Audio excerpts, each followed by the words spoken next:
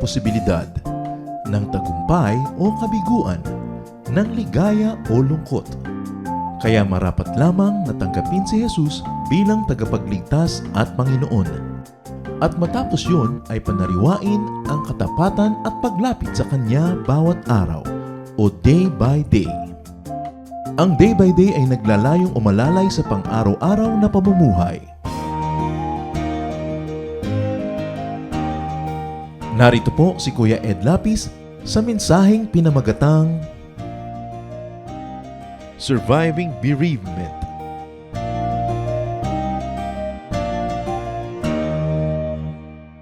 Dapat ipagbunyi ang buhay at habang merong panahong ipinahihiraw ang Diyos, samantalahin at ipamuhay ito ng ganap dahil dumarating ang panahon na tinatawag naman tayo para sumakabilang buhay.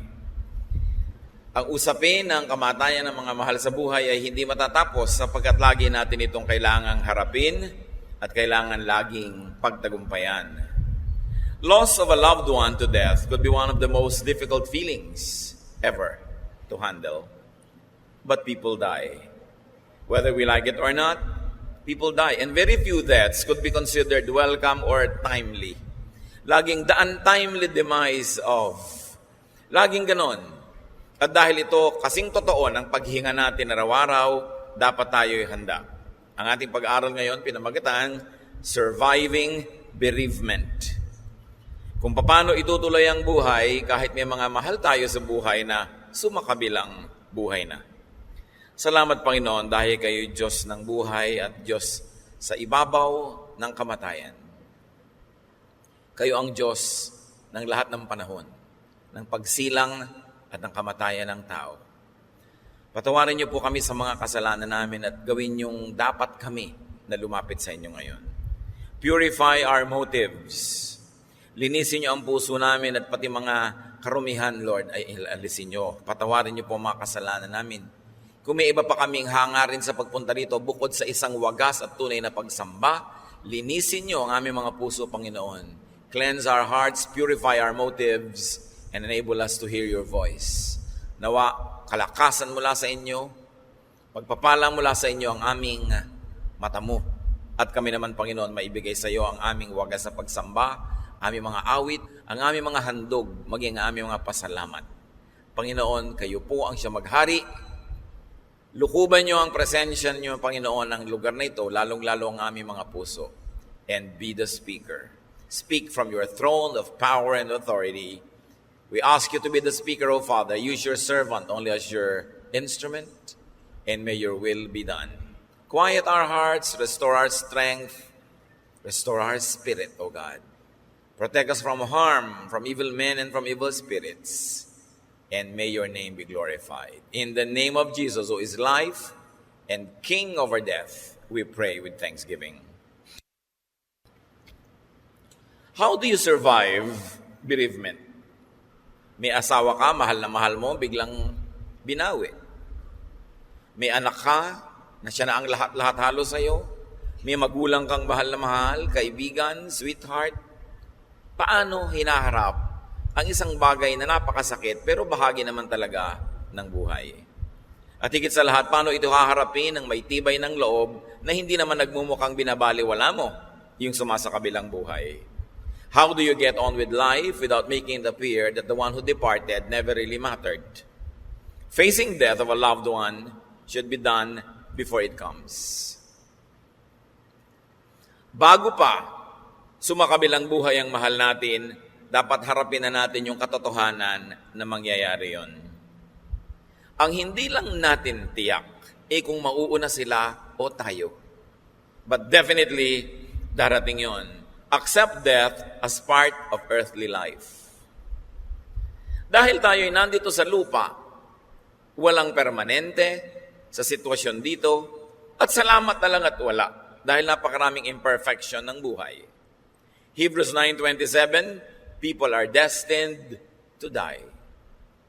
Ang lahat ng tao, banal man o makasalanan, bata man o matanda, ay maaaring harapin ito anuman ang oras. So we learn and appreciate the Bible's teachings on death. Kung gaano natin pinapahalagahan ang mga pangako ng Diyos, ang kanyang pagbibigay ng ginhawa, kaligtasan, ganon din ang pagpapahalaga natin sa teachings of the Bible on death. Genesis 3:22, dadalawa pa lang ang tao sa eksena dito, ay nagpasya na ang Diyos na ang tao ay magwawakas ang buhay na panglupa. And the Lord God said, the man has now become like one of us, knowing good and evil. He must not be allowed to reach out his hand and take also from the tree of life and eat and live forever. Sabi ng Panginoong Diyos, natuto na ang tao na hindi niya dapat na matutunan, nilampasan na niya ang kanyang hangganan, kinain niya ang pinagbabawal na bunga, hindi na siya dapat payagang kumain pa mula doon sa puno ng buhay na walang hanggan. Kaya pinabantayan ng Diyos ang puno na ito, the tree of life, so that Adam and Eve could not pick of its fruit and live forever. Earthly life is imperfect. It should end. And it should be changed so that it would move on to eternity. Sa ating imperfect state, sa kalagayan natin na narumihan, naliko, nagkamali, hindi papayagan ng Diyos na sobrang humaba ang ganitong uri ng buhay, na punong-puno ng kasalanan, ng mga kasakitan, ng mga hirap ng loob. Kaya tinalaga niya na kailangan hindi mabuhay habang panahon ang tao na nakatira sa katawang lupa. Psalm 90 verse 10, our days may come to 70 years or 80 if our strength endures, for they quickly pass and we fly. Ang buhay daw ng tao, kadalasan at kung susundin yung pinaka-normal at pinaka-kaibig-ibig na lagay, ay 70 taon. Pero sabi, kung malakas ang tao, maaaring abutin siya ng 80 taon. Kaya anumang araw ng lampas ay 70 taon, bonus na. Yung iba naman, namatay ang magulang, 120 years old na, talagang ayaw pambitawan. Panahon na. Yung nga mga iba, hindi ba lang nakaka 10 years old o 5 eh. Iba-iba. Kaya ang pagmamahal natin dapat sa ating kapwa, ibigay mo na ngayon kasi hindi mo alam kung bukas nandyan pa siya. Sumasayaw ka sa Panginoon, kumakanta ka sa choir, nagtuturo ka, ituring mo itong tugtog na ito, itong sayaw na ito, itong pagkanta mo na, baka huli mo na dahil pwede talagang huli na. Kaya lagi mo dapat ibigay yung best mo. Ecclesiastes 3:2, there's a time to be born and a time to die. Accept both. Ang isang taong nananalig sa Diyos ay tatanggapin magkakambal ang kamatayan, kakambal ng pagkakapanganak. Birth and death complete the circle of life. Nabubuo yung buong kalooban ng Diyos sa nilalang. How do you face the death of a loved one before it comes? Practice facing death. Kailangang sanayin mo ang sarili mo sa ganitong uri ng malungkot na kabanata dahil pagka sobrang mahal mo na yung babawian, meron ka man lang kahit konting pagsasanay. Go to funerals. Ugaliin mong pumunta sa mga lamayan, sa mga libing. Mag-alaga ka ng mga naghihingalo, mga may sakit, kahit hindi pleasant. Para pag yung tunay na pinakamahalagang tao na sa buhay mo yung gagraduate, meron ka na kahit papanong tibay. Sabi ni Solomon na pinakamatalinong tao sa balat ng lupa, Ecclesiastes 7:2, it is better to go to a house of mourning than to go to a house of feasting. For death is the destiny of everyone. The living should take this to heart. Sabi, mas dalasan nyo ang pakikipaglamay, pupunta sa mga burol at libing, kesa sa mga party at kasiyahan. Pag sobrang nasanay kayo sa saya, baka wala kayong lakas na iharap sa araw ng lungkot. Kaya napakahalaga na ang mga tao bukas ang isip sa ganito mga bagay. Let us not overprotect our loved ones from the pains of life because exposure to such pain will inoculate them and will enable them to survive very difficult days. Notice and be sensitive to deaths happening everywhere all the time. Na para bagang kakaiba at bago yung may namamatay. Lagi naman, mga halaman, mga hayop, mga tao. Kung may gabi, may araw. Kung may pagkakasilang, mayroong kamatayan. How do you face the death of a loved one before it comes? Have a healthy level of independence from people. Kahit mahal mo ang tao at mahal ka niya, gusto mong ibigay ang lahat ng pag-ibig mo, kailangan magtira ka ng lugar sa loob ng puso mo na pwede kang mabuhay kahit wala siya. Makipagsandalan ka kasi ganoon naman ang pagmamahal, no? Mutual, tulungan kayo, sandalan sa isa't isa, pero huwag kang sobrang sumandal. Baka mawala siya, matumba ka.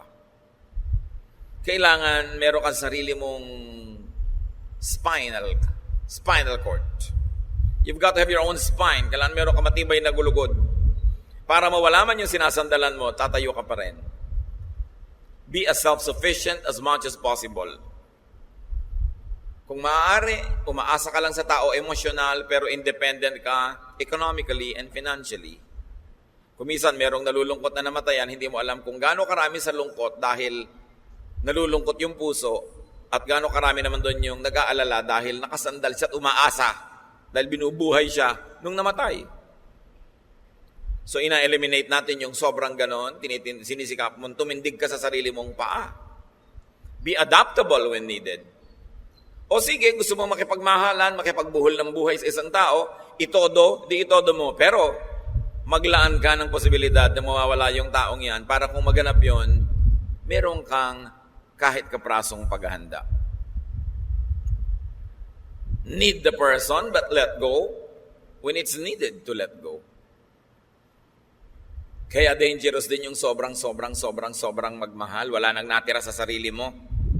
Kaya tuloy nung siya ang nawala, parang nawala ka rin ng halaga. Ipinanganak ka mag-isa. Mabubuhay kang mag-isa kung kailangan. Bagamat nabawasan ng pampasaya, siguro pampasigla, pero tanda mo ipinanganak ka mag-isa, kahit mga ikakambal ka, hindi naman kayo sabay lumabas, mag-isa ka pa rin. Kaya dapat ang tao hindi magigilty that you feel competent and self-sufficient in spite of the absence and death of loved ones. Nilikha tayo ng Diyos para maging ganong katibay. Job 1:20-21, nung si Job ay binawian ng napakarami niyang mga anak, namatay lahat at ang kayamanan niya naglaho. At this Job got up and tore his robe and shaved his head. Then he fell to the ground in worship and said, "Naked I came from my mother's womb, naked I will depart. The Lord gave and the Lord has taken away. May the name of the Lord be praised." Kung ang nawala man sa inyo anak, asawa, magulang, kapatid, kaibigan, sweetheart, whatever, the Lord gave, the Lord takes away. Purihin ang Panginoon na bumawi dahil yung Panginoong bumawi ay siya ring Panginoong nagpahiram. Kanya naman ang lahat. Wala kang dalang alahas, wala kang dalang pera, at wala kang dalang kaibigan o partner no ika'y isinilang. Pwede ka ring tumayo nang wala yon. How do you face death while it is coming? Kung heto na yung kamatayan, kumakatok sa pinto ninyo, parang nararamdaman mo bang papalapit na? Meron kang mahal sa buhay na sobrang nag-aagaw buhay na halos ay clinically wala nang pag-asa. Paano yung dumarating na mga threat sa buhay na ang lusog-lusog na tao aalis sa'yo, biglang pagbalik bangkay na kasi nagkaroon ng aksidente? How do you face such things? What do you do when a loved one is about to go? Do what you could to prolong life. Lahat ng kaya niyong gawin niyo para pahabain ang buhay na nandiyan naman hindi pa naman nalalagot. Baka maaari pang dugtungan. Katulad ni David, yung anak niya na maliit na batang nag-aagaw buhay, at hari si David, anong ginawa niya? While all the medical and healing people were doing what they could to revive and to save the life of the child, David went on fasting and prayer. 2 Samuel 12:15-17. The Lord made David's young son very sick. So David went without eating to show his sorrow, and he begged God to make the boy well. David would not sleep on his bed, but spent each night lying on the floor. His officials stood beside him and tried to talk him into getting up, but he would not get up or eat with them. Nag-aagaw buhay ang bata. Si David ay nagayuno. Hindi siya mapakain, hindi siya mapabangon. Nakadapa lang siya sa sahig ng kanyang silid, nananalangin sa Diyos. Bago nyo tularan si David, kung meron kayong mahal sa buhay na nag-aagaw buhay, alamin nyo muna kung bakit niya ginagawa ito. Sapagkat ang batang ito ay bunga ng napakalaking kasalanan. Nang agaw si David ng asawa ng may asawa. Ipinapatay pa niya yung lalaki. Sabi ng Panginoon, hindi bubuhayin ang batang ito. Kaya nung binabawi na ng Panginoon yung bata, hindi para yung bata ay alisan ng buhay, kundi iligtas siya sa napakaraming magiging bunga ng pagkakamali ng kanyang mga magulang. Napakabait ng Diyos doon sa bata. Tutal, sa kanya naman babalik. Sabi niya, hindi papayagang humaba ang buhay. Kasi David, sobra ang pagpapahirap sa sarili, ang pag-aayuno, ang lungkot na ipinakita sa Diyos dahil sa feeling lang niya, kasalanan niya, kaya nagkaganon. So hindi niyo kailangang kopyahin to kung hindi naman kayo ang kasalanan kung ba't naghihingalo yung nanay niyo. Huwag kayong kopya ng kopya din. But anyway, there's something that David did that we could do. Pray. Petition God. Do what you must. Kailangan. And minister with medical attention and healing. Kaya niyong ipagamot, ipagamot. Marami kayong mga anak, huwag kayong maghili-hilian kung sinong gagastos. Ilaban ninyo ang buhay na magulang niyo. Para kung nabawi, sa kabila ng ginawa niyo, wala kayong daladalang bigat sa inyong kalooban. What do you do to prolong life? Feed the person. Kung anong dapat niyang ipakain. Pagpahingahin, lahat ng practical na pwedeng gawin. At bago pa man siya maghingalo, at lalo't kung naghihingalo, give love, attention, comfort, and happiness.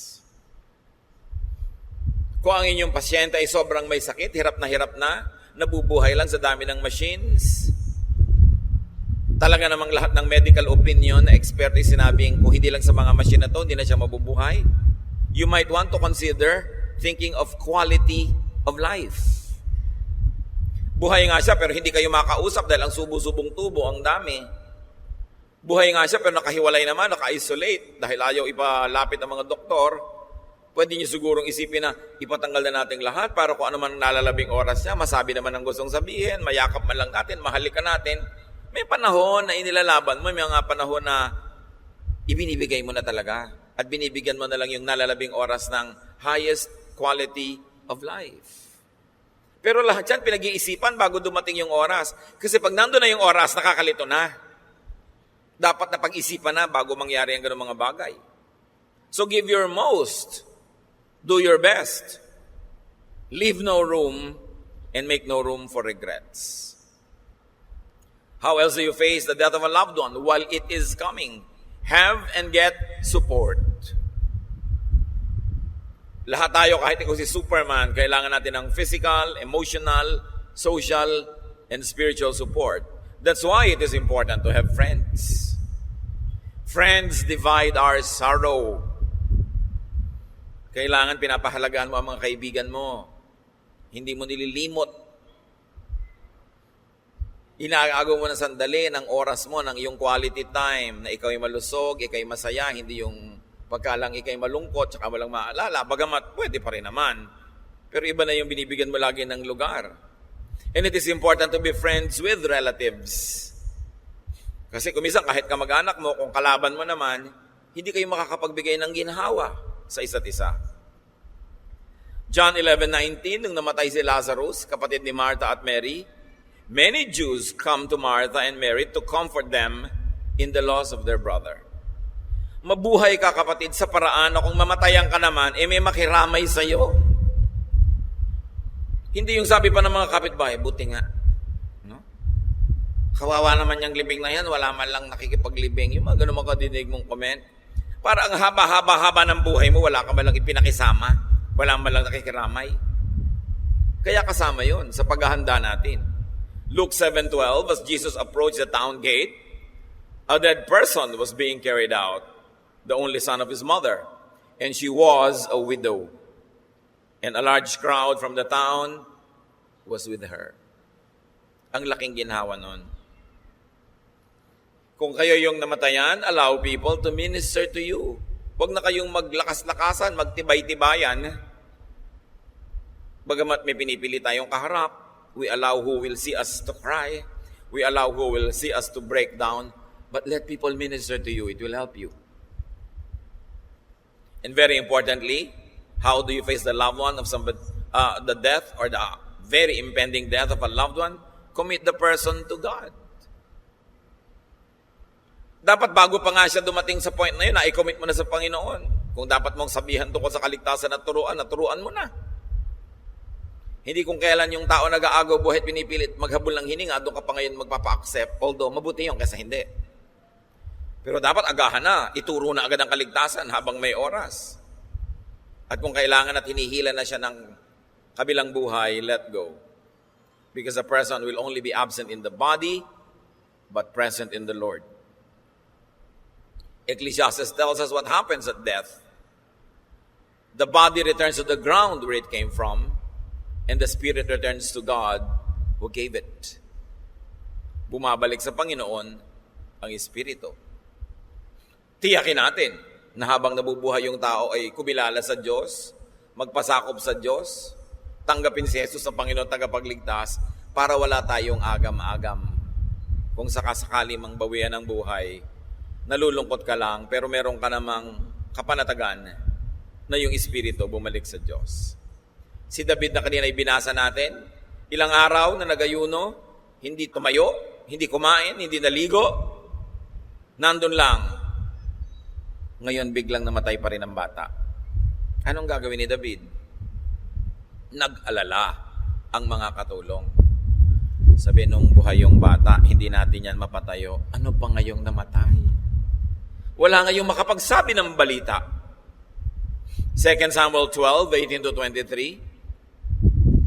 After the child had been sick for 7 days, he died. But the officials were afraid to tell David. They said to each other, even when the boy was alive, David wouldn't listen to us. How can we tell him his son is dead? He might do something terrible. Ganun ang pag-aalala nila. Nung buhay pa, hindi natin mabigyan ng ginhawa, ngayong pangpatay na, ano kaya gagawin? Bulong-bulungan sila, tahimik na tahimik, nakahalata si David. Verse 19, David noticed his servants whispering, and he knew the boy was dead. Did my son die? He asked his servants. Yes, he did. They answered. David got up off the floor. He took a bath, combed his hair, and dressed. He went into the Lord's tent and worshiped. Then he went back home. David asked for something to eat, and when his servants brought him some food, he ate it. His official said, what are you doing? You went without eating and cried for your son while he was alive. But now that he's dead, you're up and eating. David answered, while he was still alive, I went without food and cried because there was still hope. I said to myself, who knows, maybe the Lord will have pity on me and let the child live. But now that he's dead, why should I go without eating? I can't bring him back to life. Someday I will join him in death, but he can't return to me. Nagulat yung mga tauhan. Akala nila siguro, magwawala, hihimatayin, tatalon sa bangin, maglalaslas ng pulso, lululo ng talabang kasama yung shell para magpakamatay. Aba, bumangon, naligo, nagsuklay, at nagbihis. Sumamba, umuwi at nagpaluto at kumain ng may gana. Bakit po ganyan ang gawa nyo, kakaiba? Nung buhay pa, di kayo makausap. Ngayon kung kailan pa namatay, tsaka kayo ngayon sumigla. Sabihin, nung buhay pa, pwede pang ilaban. Ngayong nawala na, ano pang magagawa natin? Ginawa ko ang lahat habang buhay. Ngayong namatay, ano pang gagawin ko? Kailangan ituloy ko yung buhay ko. Darating ang panahon, sasama ko sa kanya sa kamatayan, pero hindi ko na siya mapapabalik dito. Nakita niyo yung point, mga kapatid? Kung kayo yung namatayan, liban na lang kayo yung pumatay. Pasiglahin niyo ang sarili niyo. Do a David. Sikapin yung maligo, magpahinga, sumamba, kumain. Hindi inaabutan mo, hindi ko po malulon. Ibuka mo yung lalamunan mo at lulunin mo dahil payat na payat ka na. Baka sumunod ka. Diba? Pilitin mo. Kailangang ibangon mo yung sarili mo. Total, ginawa mo naman ang magagawa mo nung buhay pa. Ano pang magagawa mo ngayon? Gusto mo sumama? Hindi naman pala. Kainin mo ito.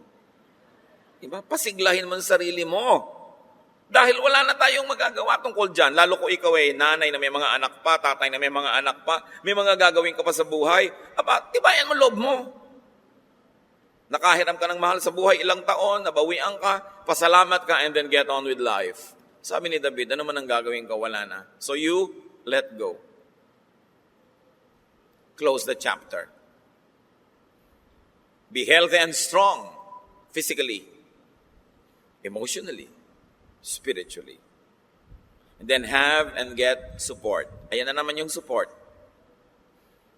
Don't be in denial. Yung mga iba nagtitigas-tigasan ng loob eh. Nalulungkot ka, ipakita mo. Yun naman kasi mga nakikipaglamay, walang inaantay kundi kailan kaya iiyak.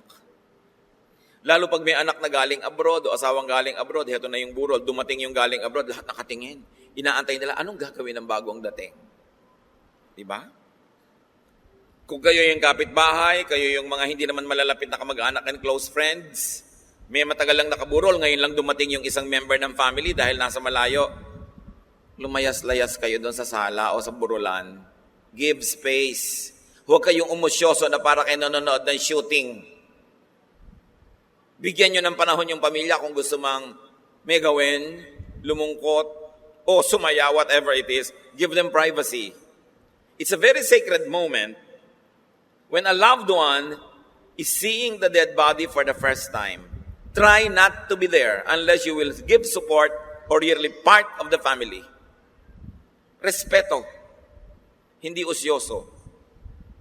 At kung naman namatayan, hindi naman minamaliit natin yung pagmamahal mo doon sa namatay. Hindi naman sa binabaliwala natin ang yung lungkot. Pero kung ikaw yung namatayan, fill the empty space with someone and with something else. Hindi ka pwedeng magluksa for life. Dapat may wakas. Kaya nga may laglag luksa. May babang luksa tayong kaugalian ng araw. No? Mabuti kung nakakapaglaglag luksa ang tao. It means tutuloy na ang buhay. Tingnan nyo sa Genesis 23, 1-19. When Sarah was 127 years old, she died. Pwede na ba 127 eh? No? She died. After Abraham had mourned her, Abraham buried his wife Sarah. Abraham married Keturah and had 6 sons. So namatay itong si Sarah, ipinagluksa ni Abraham ayon sa kanilang kaugalian, tapos ay inilibing. Pagkatapos noon, nag-asawa uli at nagkaroon pa ng 6 na anak. Bilib ka naman talaga, ano kaya iniinom nitong si Abraham? Alin sa mga products sa tinda-tinda ng mga kapatiran kaya? Siguro kung matetrace ko ano yon, magiging mabiling-mabili. Kaya tanda-tanda na nung nagkaanak, eto, nakaparang alawa pa. Ano ibig sabihin lang dito natin, mga kapatid? Kung ikaw yung namatayan, kailangan magluksa ka kung gusto mo, pero kailangan ka maglaglag-luksa sa lalong madaling panahon. O ngayon, kayo yung mga anak nung namatayan, nung nabiyudo o nabiyuda, kayo yung mga kapitbahay. Payagan nyo naman na maglaglag-luksa yung tao. Ano gusto nyo? Magluksa forever? Yung mga chismosa pa. Alam mo, iisang taon pa, bakit may kasama nang naghahalo-halo si kumare? Inggit lang kayo siguro. Mabuti nga kung 6 na buwan, meron na. Di ba? O 3 buwan. Huwag lang naman mga 2 days. Ayaw nyo ba makarecover siya? Anong gusto nyo? Malungkot siya forever? Ang lupit ng tao. Chichismisin agad yung, byuda naman. Ano ba naman pakialam mo sa byuda? Di ba? Ngayon, yung mga anak, may natural na selos kasi may loyalty sa tatay, kung yung nanay nila yung natira. Pero dapat may loyalty din kayo sa nanay. Ngayon yung tatay nyo, sumakabilang buhay na, ano bang loyalty ang kailangan niya mula sa inyo? Yung nabubuhay yung ina o ama na nabiyudo o nabiyuda, ang higit na nangangailangan ng loyalty at support nyo ngayon. Lalo't kailangan niya ng kahit konting pagtingin. Ano naman ang masama nun? No? Meron namang naghihingalo na ha, matapos siyang makasama ng 57 taon at inalagaan ng 6 na buwan. Naghihingalo, pasusumpain pa yung asawa, huwag mo ako papalitan. Maawa naman kayo sa mabubiyudo, ayaw nyo na ba siyang malibang? Kayo talaga yung una, original, wala nang papalit sa inyo, pero ayaw nyo na ba siyang guminhawa at sumaya uli kahit sa piling ng iba? Total, patay na kayo. Di ba? So, napakahalaga na yung buhay, ipamuhay mo ng todo. At pag nagwawakas na, ibigay mo na sa Diyos. Ngayon, kung gusto mong kasama ka pa nung asawa mo ng matagal, ay alagaan mo yung buhay mo. Pahabain mo, kumain ka ng tama, mag-diet ka. Kasi kung talagang pag namatay ka na, hindi ko minamalit ang kamatayan, pero ito'y totoo, sabi sa Biblia, puwera ka na. So hayaan mo na yung buhay dong natira, tumuloy. Ecclesiastes 9, 5-6. The dead know nothing, even the memory of them is forgotten. Their love, their hate, and their jealousy have long since vanished. Never again will they have part in anything that happens under the sun. Yung iba nagigilty, kung baka magalit si Papa kung mag-aasawa ko uli. Hindi na niya alam. Dahil nasa kabilang daigdig na siya. At kung pagdating mo doon, inaasahan mong kayo pa rin, sabi ni Jesus, no. In the next life, people don't marry. They are like angels. So, payagan mo naman na guminhawa pa yung tao kung siya yung naiwan.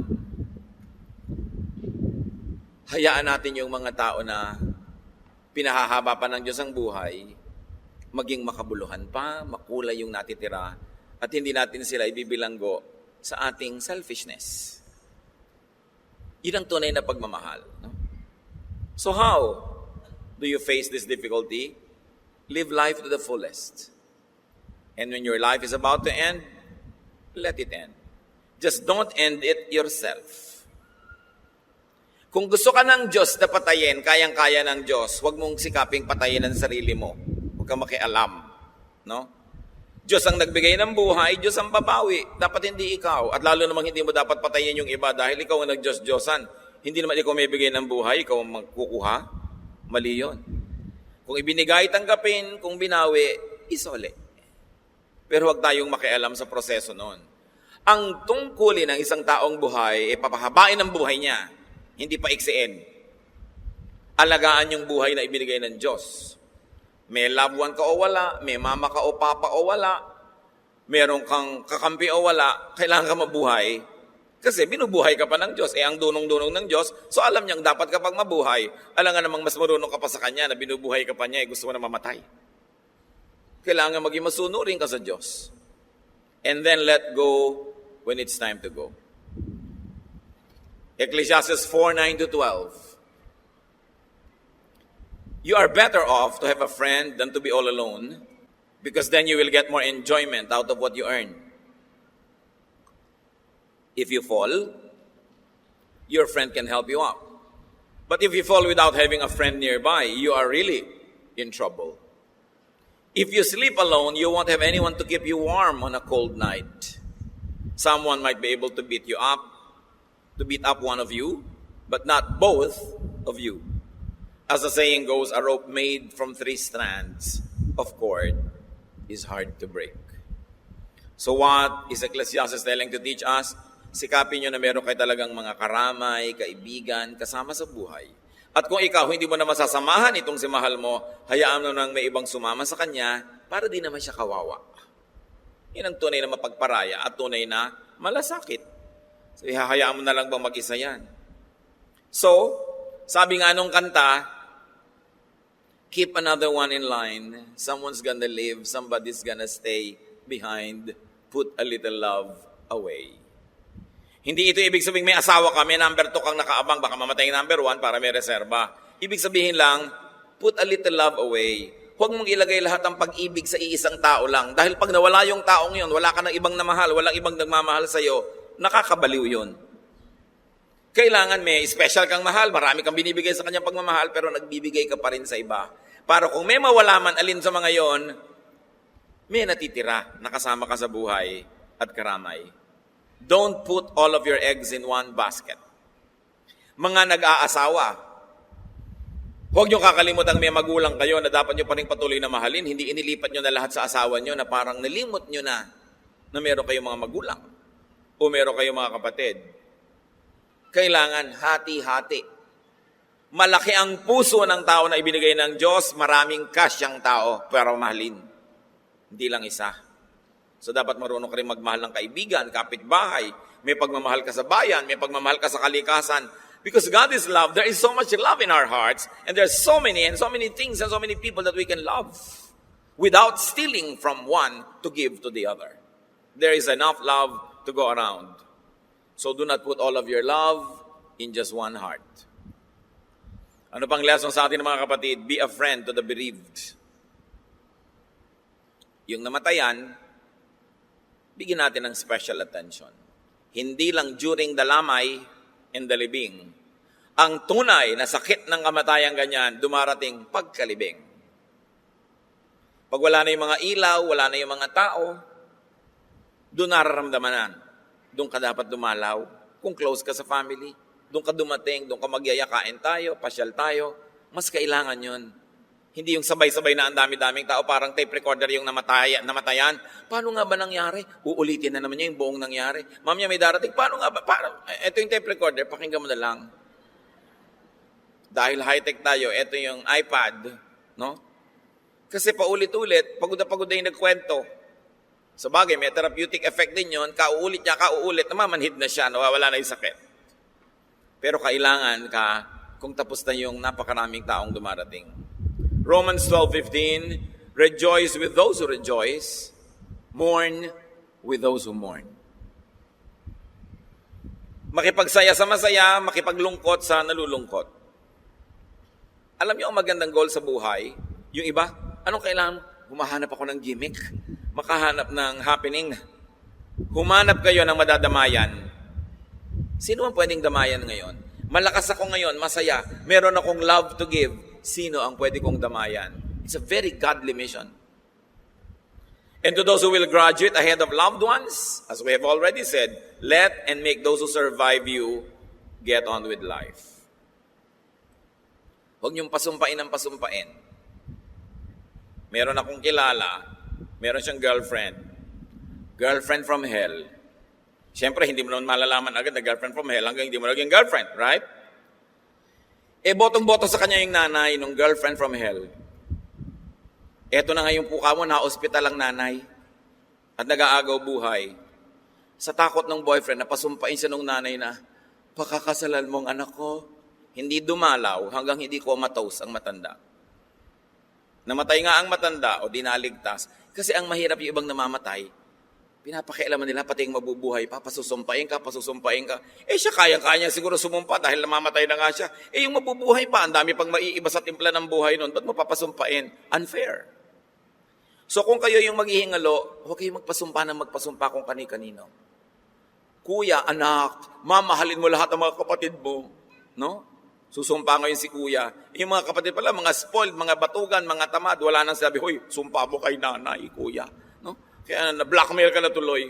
Patay na si nanay. Di ba? Hindi na niya alam. Pwede na ako makalaya dahil abuso kayo sa akin. Di ba? Kaya, be fair. Kahit ikaw yung namamatay, huwag ka masyado magdrama.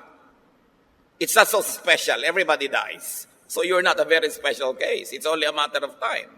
Kailangan fair ka pa rin. And if ever, as we have said, allow those who are bereaved to find another person, another thing, another idea to place in this empty space of his heart. Be spiritual about death. Because death, though physical masyado yung nakikita mo nangyari, is really a spiritual exercise. Nakikita mo kasi nag-iba yung kulay, namutla, tumigas ang bangkay, lumamig. Akala mo physical yung death. No, it's really spiritual. And if you would understand it from a very spiritual point of view, and though you are clouded by emotion, syempre hinihilam ka ng luha, lumalabo ang iyong linaw ng isip, pero sikaping maging espiritual at lalong gagaan ang pagtanggap ng lahat ng yan. Do not feel guilty for letting go. Yung iba kasi, pagka 3 taon na nandun pa sa cabinet yung mga damit nung namatay, pero ang totoo, sa kanila gusto na nila alisin, pero para nagigilty silang inaalis na nila, wala na talaga sila rito. Kung may makikinabang ng mga damit, magtira na lang kayo ng konting souvenir nyo, para pag gusto nyo magdramang bukid, yakap-yakap nung ganun, yung barong Tagalog Pero yung iba, pwede pang pakinabangan ng iba. Let life go on. Mas nabibigyan natin ng magandang alaala yung namatay kung pinakinabangan ng iba yung gamit niya kaysa nandyan lang lahat nakatambak at nalulungkot ka naman yung nakikita mo. Wala na yatang lulungkot pa yung may kasama ka napakatagal sa kwarto at sa papasok kapag namatay siya, nag-iisa ka na, tapos yung mga damit niya nandyan pa rin. Mahirap talaga yung kaya kailangan sinusuportahan natin talaga yung mga namamatayan. But live when alive and die when you must. And allow others to die because death is not the end. Death is only the beginning of our eternal life with the Lord. Comfort each other with His words. At hindi ito pa consuelo de bobo. Ito'y totoo. Lumalabo ang kahulugan nito pag ikaw yung namatayan kasi ang nangungunahing damdamin at hindi masamang may damdamin, bigay din niya ng Diyos. Pero sikaping ihanda ang loob para matanggap yung hindi naman pwedeng iwasan. Naman namin. Nilalapit namin sa iyo ngayon ang aming mga kapatid na maaring matindi ang pagkalungkutan, ang pagluluksa. Di namin nais maliitin ang lungkot ng kapwa. At hindi namin pwedeng i-assign sa iba ang feeling na iniisip namin dapat feelings nila. Turuan mo kaming maging maunawain sa mga nalulungkot. Habang kami naman, Lord, turuan niyong maging supportive.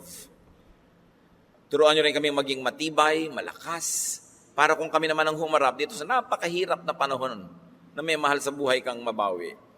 Sa iyo kami humanap ng lakas. Sa iyo kami sumandal. Sa iyo kami umasa. At nawa, kami maging pagpapala sa ibang labis na nalulungkot.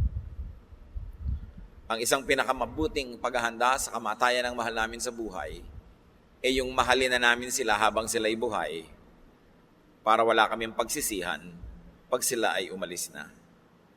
Turuan mo kaming lalong maging mapagmahal, teach us to be more expressive, to be more loving, so that we will have no regrets when loved ones join you in eternity. Magbulay-bulay tayo mga kapatid, ilapit natin sa Diyos sa ating mga puso. Kung ano man ang personal na leksyon na ibinigay sa atin ng Panginoon, angkinin, tandaan, at gamitin tuwing kailangan.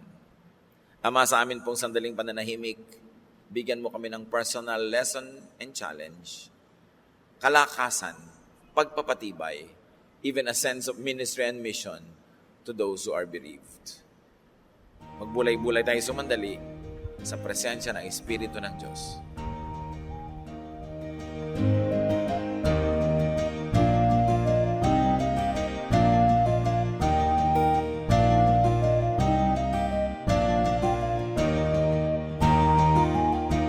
Ang katatapos pong mensahe ni Kuya Ed Lapiz ay pinamagatang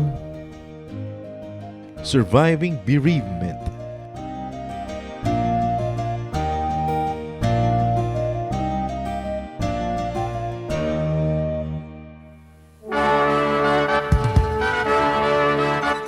Halina't sama-samang sumamba at magdiwang sa Day by Day Jesus Celebration kasama si Kuya Ed Lapiz. Bulwagan ng Panginoon PICC, one Sunday a month Philippine International Convention Center, Rojas Boulevard, Pasay City. All other Sundays sa mga day-by-day mini bulwagan ang pagtitipon. Para sa buwan ng Nobyembre, gaganapin ito sa November 3, 2024. 8 a.m. ang First Jesus Celebration, 10 a.m. naman ang Second Jesus Celebration. Para sa iba pang detalye, bisitahin ang ating official Facebook page, Day by Day Friends.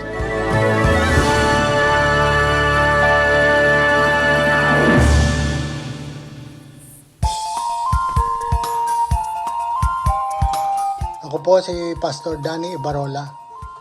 Inanyayahan po namin kayo na dumalo at makasaya sa Jesus Celebration sa ating Day by Day Metro East tuwing linggo, 9:00 ng umaga sa Cinema 7, Level 4, Robinsons Metro East along Marcos Highway sa Pasig City, katabi ng Santa Lucia.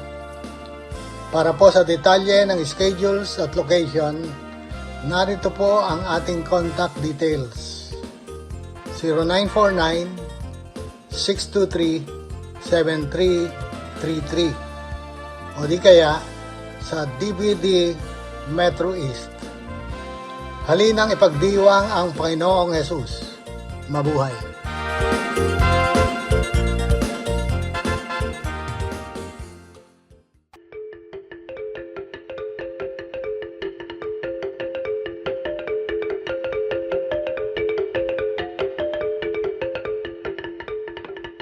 Dumako po tayo sa mga hiyas ng bayan, mga kayamanan po ng ating lahi, ng ating lipi na maaari nating pagyamanin, kilalanin at itampok.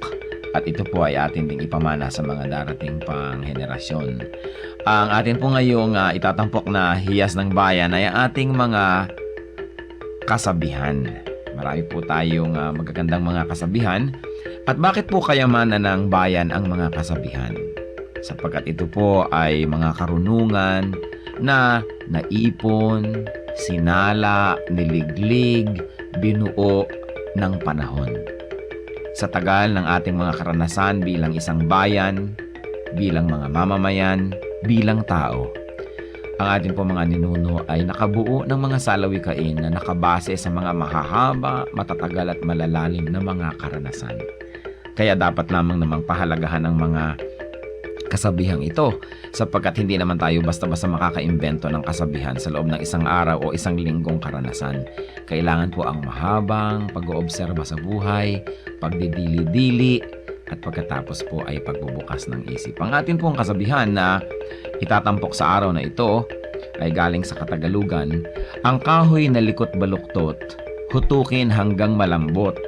Kung lumaki at tumayog, mahirap na ang paghutok. Talaga nga naman po, tamang-tama. At ito po ay galing sa UP Cultural Dictionary for Filipinos ni Thelma B. Quintanar at mga kasama. Uulitin ko po ang kasabihang ito. Ang kahoy na likot baluktot, hutukin hanggang malambot. Kung lumaki at tumayog, mahirap na ang paghutok. At siyempre, ito po ay hindi naman talaga tungkol sa mga kahoy ang pinag-uusapan. Bagamat napakaganda po nung nakikita natin dito na imagery, yung kahoy nga naman na puno habang maliit pa lang at malambot pa ang mga sanga at malambot pa ang katawan at medyo likuyan o baluktot o kung saan-saan pumupunta kayang-kaya pa nating hutukin, lagyan ng suhay at iurong dito o kaya ay patigasin sa ganong patungong direksyon. Subalit kung yan ay malaking-malaki na at punong-puno na, hindi na natin yan pwedeng maiba dahil matigas na at mataas na, baka hindi pa natin maabot. At ito po naman siyempre yung metaphor na ito ay may kinalaman sa pagpapalaki ng mga bata, sa paghubog ng kaisipan, sa paghubog ng mga paniniwala at mga pagpapahalaga. Napakahalaga ang pagtuturo sa bata ng mga konsepto ng tama at mali, ng maganda at ng mga hindi maganda, habang ang tao ay bata pa, habang ang kanyang isip ay mura pa, at habang siya ay masunurin pa, habang siya ay dependent pa at umaasa pa sa kanyang mga magulang o sa mga matatanda, habang siya ay teachable and impressionable, ay kailangan na dumating tayo sa talagang masusi at seryosong pagtuturo. Napakahalaga na turuan ng mga bata sa tamang panahon. Huwag po nating ipaurong-urong ang pagtuturo sa mga bata. Pag kami mga itinatanong, huwag natin sabihin, "O, bata ka pa, hindi mo pa malalaman yan, saka na pagtanda mo na." O kaya, ano ba, kabata-bata mo, ang dami mong tanong, malalaman mo rin yan pagtanda mo. Kailangan po maingat tayo sa pagsagot sa mga tanong. Ibigay po natin ang mga sagot na tumpak at tama. At itrato natin ang mga bata na parang matanda kung ating kausap. Igalang din natin sila at bigyan natin ng mga tamang paliwanag. Tandaan po natin ang pagbabantay, ang pagtuturo, ang paghuhutok sa mga mumunting mga bata. Yan po ay magkakaroon ng panghabang buhay na epekto sa kanilang buhay. Kaya isa pong mahalaga na paalala rin sa ating mga magulang, bigyan natin ng oras ang ating mga anak, bigyan natin ng panahon na mahutok yan sa tama. Sapagkat kapag malaki na, mahirap na po yan na ibahin pa. Kaya ilapit natin sa Panginoon habang maaga, palakihin natin ang may takot sa Diyos, palakihin natin na kasama ay mga mananampalataya, nadidinig ang salita ng Diyos, mga Kristiyanong awitin, at nang sa gayon, ang batang ito ay lumaking nasa tamang direksyon. Sabi rin po yan sa Bible, "Train up a child in the way he should go, and when he is old, he will not depart from it." Meron po tayong equivalent niyan sa ating pong kultura, sa ating mga kasabihan. At yan po ang hiyas ng ating bayan ngayon, kasabihang, "Ang kahoy na likot baluktot, hutukin hanggang malambot. Kung lumaki at tumayog, mahirap na ang paghutok."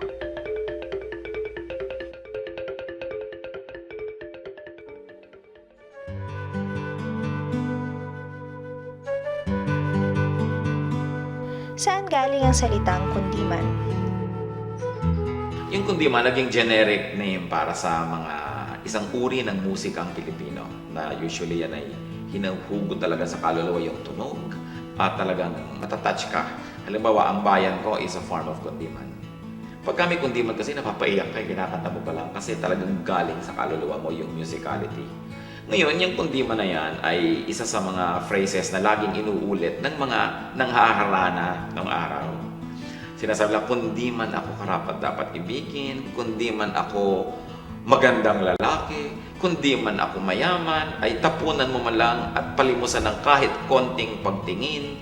So yung pagsasabi ng kundi man ay isang pagpapahayag ng ating kababaang loob. Hindi tayo presumptuous, we're always self-effacing. At nadidinig ng mga pare sa kanilang mga konbento yung mga word na phrase na kundiman na laging inaawit ng mga Pilipino. Kaya ang tawag nila, ano ba yung kundiman na yan? Arestuhin ang iingay-ingay yung nagkukundiman. So naging tawag na yun sa uri ng isang katutubong musika natin.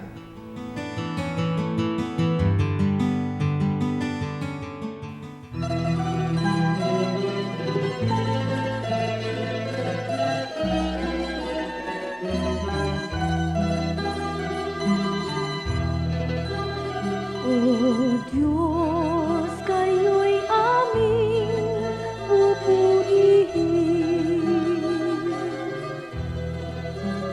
Marapat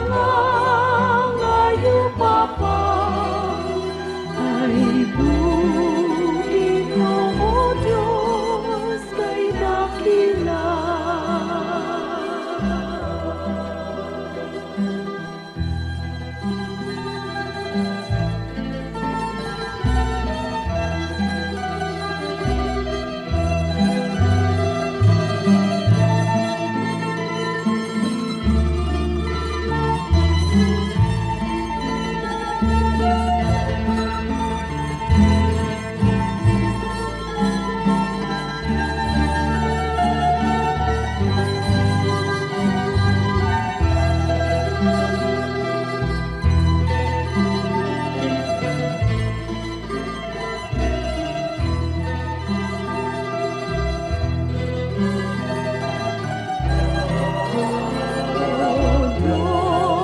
kayo'y aming aawitan.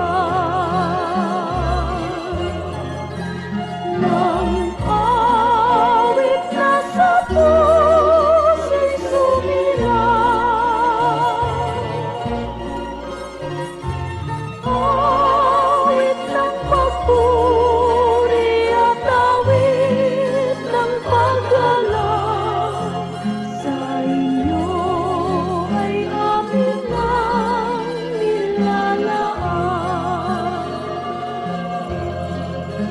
Sa inyo ay amin ang nilalaan.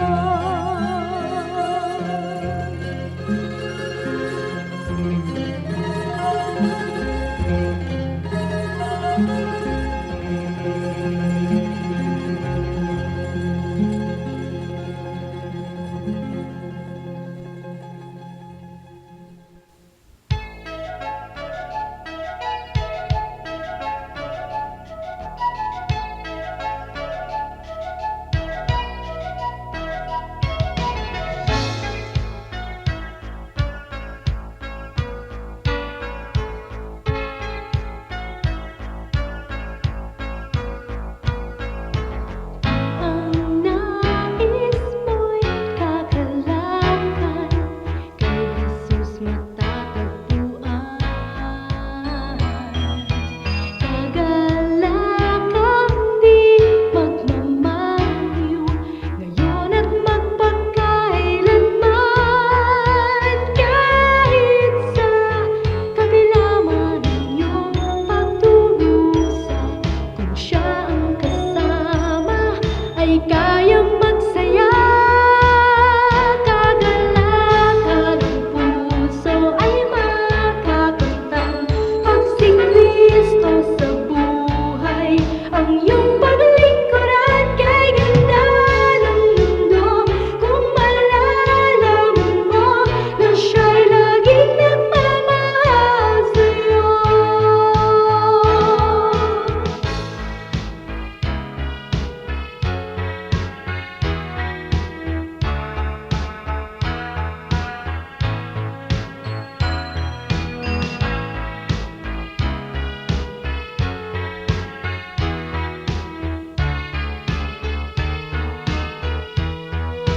Kahit sa kabila man ang iyong pagdurusa, kung siya ang kasama, ay kayang magsaya.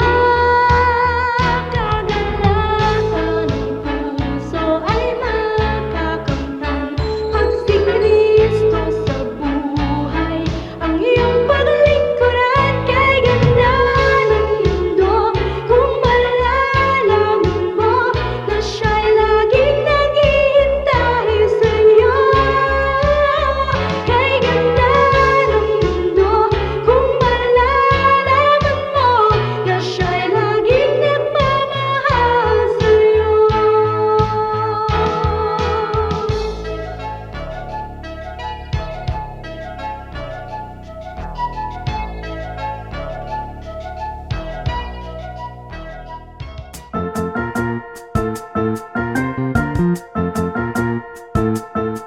Oras na po para pansamantalang magpaalam ang programang Day by Day.